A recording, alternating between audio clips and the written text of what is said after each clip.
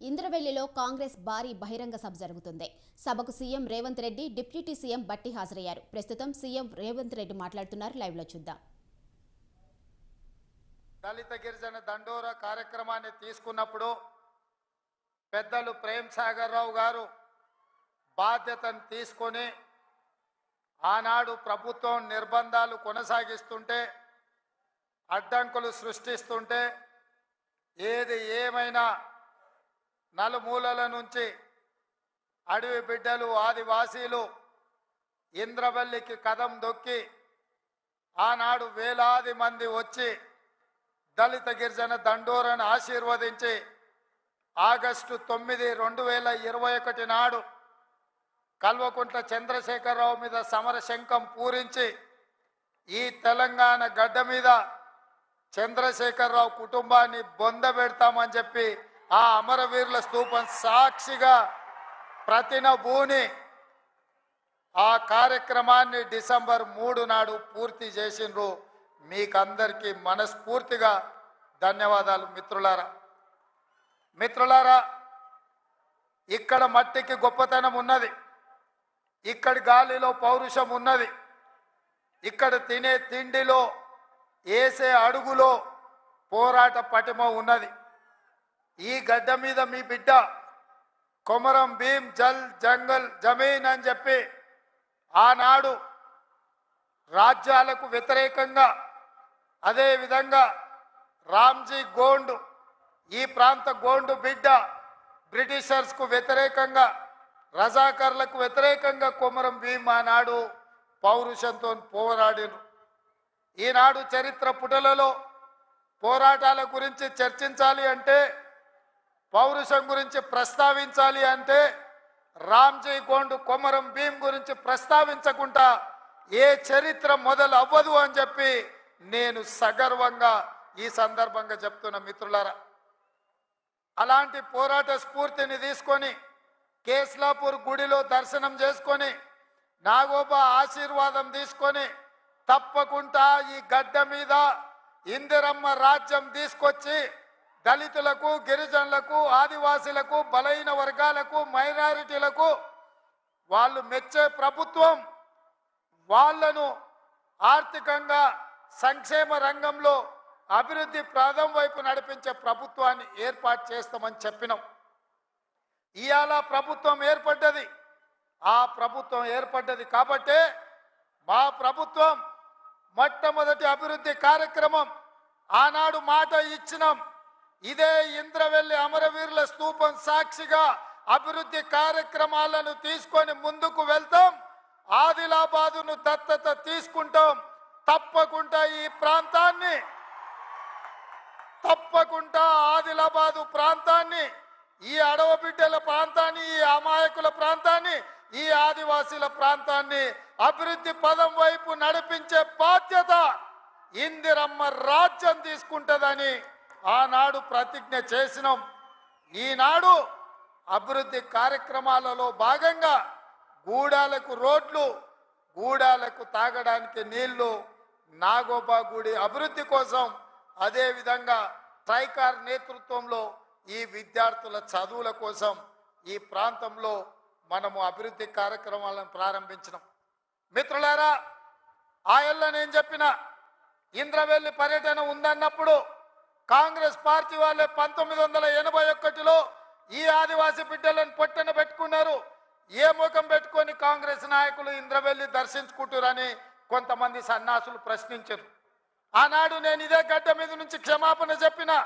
ఉమ్మడి రాష్ట్రంలో సమైక్య పాలనలో సీమాంధ్ర పాలకులు తెలంగాణ బిడ్డలను, ఆదివాసీ బిడ్డలను, అడవి బిడ్డలను తుపాకీ తూటాలతో నేలకు వరుగుతుంటే, వాళ్ళ రక్తం చిందుతుంటే నిస్సహాయులమై సమైక్య పాలనలో చేతులు కట్టుకొని కూర్చున్నారు కొందరు. అది జరిగింది తప్పు. తప్పు జరిగినందుకు మన్నించండి. మా ఇందిరమ్మ రాజ్యంలో ఆదివాసీ బిడ్డలను ఆదుకుంటాం. తప్పకుండా కుటుంబాలను హక్కున చేర్చుకుంటాం, గుండెల్లో పెట్టి చూసుకుంటామని ఆ ఎల్ల మాటిచ్చినాం.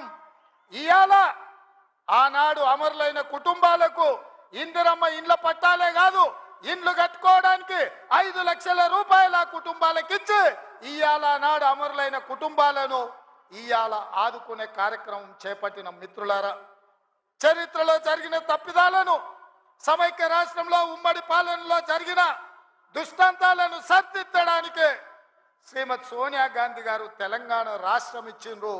ఆ ఇచ్చిన తెలంగాణ రాష్ట్రంలో ఈనాడు ఇందిరమ్మ ప్రభుత్వాన్ని మీరు తెచ్చుకున్నారు. నేను అడుగుతున్న ఈరోజు ఈ వేదిక మీద నుంచి కల్వకుంట్ల చంద్రశేఖరరావును సూటిగా, 10 సంవత్సరాలు తెలంగాణ రాష్ట్రంలో నీ ప్రభుత్వం ఉన్నది కదా, ఏనాడైనా ఈ ఆదిలాబాద్ గురించి, అడవి బిడ్డల గురించి, ఈ ఆదివాసీల గురించి, ఆనాడు ఇంద్రవల్లిలో నేల కొరిగిన ఈ అడవి బిడ్డల గురించి ఒక్కరోజైనా ఆలోచన చేసినవా? ఈ కుటుంబాలను ఆదుకోవాలి, ఈ కుటుంబాల ఆత్మ గౌరవం నిలబెట్టాలి అని ఏ రోజైనా నీ మంత్రివర్గంలో చర్చించినవా అని నేను అడుగుతున్నా. ఇవాళ నువ్వు, నీ కుటుంబము, నీ కొడుకు, నీ బిడ్డ, నీ అల్లుడు, నీ సుట్టపల్ల కోసమే తెలంగాణ రాష్ట్రం వచ్చిందా? లేకపోతే ఈ ఆదివాసి బిడ్డల కోసం, ఈ బలహీన వర్గాల కోసం తెలంగాణ రాష్ట్రం సోనియమ్మ ఇచ్చిందా అని చెప్పి నేను సూటిగా ప్రశ్నిస్తున్నా. ఇవాళ ఈ వేదిక మీద నుంచి సూటిగా టిఆర్ఎస్ నాయకులకు నేను చెప్పదలుచుకున్నా, తెలంగాణ ప్రజలు 10 సంవత్సరాల మీ దుర్గమార్గమైన పాలనను, ఈ తెలంగాణ రాష్ట్రాన్ని చెరుకు తోటల్లో అడవి పందులు ఏ విధంగా అయితే విధ్వంసం చేస్తాయో, ఈ తెలంగాణ రాష్ట్రం మీద మీరు, మీ కుటుంబ సభ్యులు, మీ పార్టీలు పడి దోసుక తిని కొల్లగొట్టి విధ్వంసం చేసి ఈ తెలంగాణ రాష్ట్రాన్ని విధ్వంస రాష్ట్రంగా మాకు అప్పజెప్పినారు. 7 లక్షల కోట్ల రూపాయల అప్పులు తెచ్చిండ్రు. మరి 7 లక్షల కోట్ల రూపాయల అప్పులు తెచ్చిన మీరు ఆనాడు మేము కట్టిన కడెం ప్రాజెక్టు కూలిపోతుంటే మరమ్మతులు చేసిండ్రా? ఈ ప్రాంతంలో సదర్మాటు ప్రాజెక్టు కట్టాలి అని అంటే సదర్మాటుకి మన నిధులు ఇచ్చిండ్రా? ఈ ప్రాంతంలో అడవి బిడ్డలు ఉండే గూడాలకు రోడ్లైనా వేసిండ్రా? ఈ అడవి బిడ్డలకు మిషన్ భగీరథ పేరు మీద 40,000 కోట్ల రూపాయలు దోసుక తిన్నారు. తాగడానికి మంచినీళ్ళు ఇచ్చిండ్రా? ఒకవేళ మీరు ఈ గూడాలకు మంచినీళ్ళు ఇచ్చుంటే ఇవాళ మా మిత్రుడు బట్టి విక్రమార్క గారు 60 కోట్ల రూపాయలతోని మళ్ళీ గూడాలకు తాగడానికి నీళ్లకు నిధులు ఇవ్వాల్సిన పరిస్థితి ఎందుకు వచ్చింది అని చెప్పి నేను ఆ సన్నాసిని నేను అడుగుతున్నా. నిజంగా నేను అభివృద్ధి చేస్తే నాగోబా గుడికి 7 కోట్ల రూపాయలతోటి ఈరోజు మేము కార్యక్రమాలు తీసుకోవాల్సిన పరిస్థితి ఉంటుండేనా? ఇవాళ గూడాలకు, రోడ్లు లేని ప్రాంతాలకు 27-28 కోట్ల రూపాయలతోటి ఇవాళ రోడ్లు వేసే అవకాశం మాకు వస్తుండేనా? ఇవాళ ట్రైకార్ ద్వారా చదువుకునే పిల్లలకు తరగతి గదులు లేకపోతే 10 కోట్ల రూపాయలతోటి ఇవాళ తరగతి గదులు, ఆదివాసి బిడ్డలు చదువుకోవాలి, ఐఏఎస్లు, ఐపీఎస్లు కావాలి, ఈ రాష్ట్రాన్ని, దేశాన్ని ఏలాలి అని చెప్పి ఇవాళ 10 కోట్ల రూపాయలతోటి తరగతి గదులు మేము నిర్మించినాం తప్ప నిర్మించడానికి నిధులు ఇచ్చినాం. ఒక్క రోజైనా ఈ బిడ్డల కోసం నువ్వు సమీక్ష చేసినావా అని నేను అడుగుతున్నా. ఎంతసేపు నీ బిడ్డలు, ఎంతసేపు నీ దోపిడి, ఎంతసేపు నీ ఫామ్ హౌజులు కట్టుకోవాలన్న ఆలోచన తప్ప నీ కొడుకుకో బిడ్డకో ఉద్యోగాలు ఇవ్వాలి, పదవులు ఇవ్వాలి, ప్రజలు బండకేసి కొడితే మళ్ళీ శాసన మండలి సభ్యత్వం నీ బిడ్డకు, కవితకి ఇచ్చినావు తప్ప తెలంగాణ ఆడబిడ్డలకు, చదువుకున్న పిల్లలకు ఉద్యోగాలు ఇచ్చినవా అని నేను అడుగుతున్నా. నువ్వు ఉద్యోగాలు ఇవ్వక, 10 సంవత్సరాలు స్టాఫ్ నర్సులు నియమించక నువ్వు నిర్లక్ష్యం చేసిన కాబట్టే మొన్న మా దామోదర్ రాజ నరసింహ గారు వైద్య ఆరోగ్య శాఖ ద్వారా ఎల్బీ స్టేడియంలో 7,000 మంది ఆడబిడ్డలకు స్టాఫ్ నర్సు ఉద్యోగాలు మేమొచ్చి ఉద్యోగాలు ఇచ్చినాం.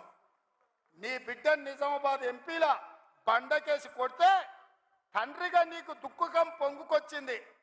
నీ బిడ్డకెంబడే శాసన మండలిలో మళ్ళీ పదవి ఇచ్చినావు, కానీ గా ఆడబిడ్డలకు స్టాఫ్ నర్సు ఉద్యోగాలు ఇచ్చినవా? గది నీ నీతి, నీ జాతి. మరి మేము 7,000 ఉద్యోగాలు స్టాఫ్ నర్సులు ఇచ్చినాం. ఇవాళ నీ అల్లుని, నీ కొడుకుని మంత్రిని చేసుకున్నాం. కానిస్టేబుల్ ఉద్యోగాలు 15,000 ఉద్యోగాలు భర్తీ చేయక ఆకాశంలో వేలాడుతున్నట్టు త్రిశంకు స్వర్గంలో నిరుద్యోగ యువకులు ఉంటే, కోర్టులో కేసు ఉంటే నువ్వేమైనా పరిష్కరించినావా అని నేను అడుగుతున్నా. అందుకే మేము వచ్చిన ఎంబడే హోంశాఖ నా దగ్గరనే ఉంది. డీజీపీని ఇతర అధికారులను పిలిచి సమీక్షించి వేలాది మంది నిరుద్యోగ యువకులు ఈ రోజు నిరుద్యోగులుగా అమీర్పేటలోనో లేకపోతే అశోక్ నగర్ చౌరస్తాల్లో దిల్సు నగర్ చౌరస్తాల్లో ఇంటికెళ్ళి తల్లిదండ్రులకు మొహం చూయించుకోలేక నిస్సారంగా జీవితం గడుపుతున్నారు. వాళ్లకు ఉద్యోగాలు ఇవ్వాలని కోర్టుల్లో ఉన్న కేసులను ఇవాళ త్వరితగతిన పరిష్కరించాలని ప్రయత్నం చేసినాం. నువ్వు ఎంత అడ్డం పడ్డా, నువ్వు ఎంత గగ్గోలు పెట్టినా, బిల్లా రంగాలు మమ్మల్ని ఎన్ని శాపనార్థాలు పెట్టినా 15 రోజుల్లో 15,000 కానిస్టేబుల్ పోస్టులు భర్తీ చేసే బాధ్యత, 15 రోజుల్లో 15,000 కానిస్టేబుల్ పోస్టులు భర్తీ చేసే బాధ్యత మా మంత్రివర్గం తీసుకుంటుంది.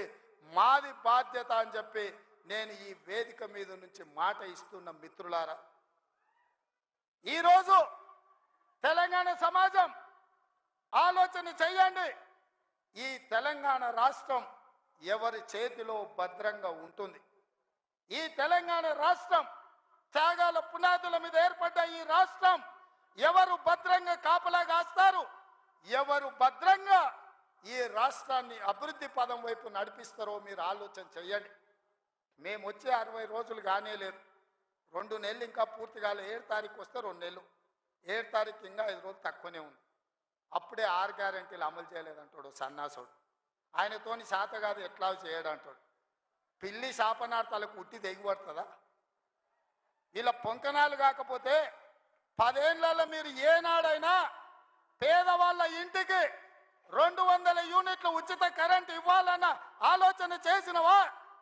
పేదవాడు ఆత్మగౌరవంతో బ్రతకాలి అంటే ఇందిరమ్మ ఇండ్లు ఇవ్వాలన్న ఆలోచన ఏనాడైనా చేసినవా? ఆరోగ్యశ్రీ పథకాన్ని నిర్వీర్యం చేసినావు. 10 లక్షల రూపాయలు వాళ్ళకి ఇన్సూరెన్స్ ఇవ్వాలన్న ఆలోచన ఏనాడైనా చేసినవా? ఇవాళ అందుకే ఆడబిడ్డల్ని ఆదుకోవడానికి 500 రూపాయలకు సిలిండర్ ఇచ్చి ఆడబిడ్డల్ని ఆదుకోవాలి, కట్టెలపై కష్టాల నుంచి వాళ్ళని కాపాడాలి అని తొందరలోనే మా ఆడబిడ్డల కోసం 500 రూపాయలకి ఇంటింటికి సిలిండర్ ఇచ్చే బాధ్యత మా మంత్రివర్గం తీసుకున్నది. 1,00,000 మంది ఆడబిడ్డలతోని ప్రియాంక గాంధీ గారిని రప్పించి 1,00,000 మంది ఆడబిడ్డల సమక్షంలో సిలిండర్ 500 రూపాయల కార్యక్రమాన్ని తొందరలోనే మీ ప్రభుత్వం మన ప్రభుత్వం తీసుకోబోతుంది అని చెప్పి మా మిత్రులందరికీ నేను చెప్పదలుచుకున్నా.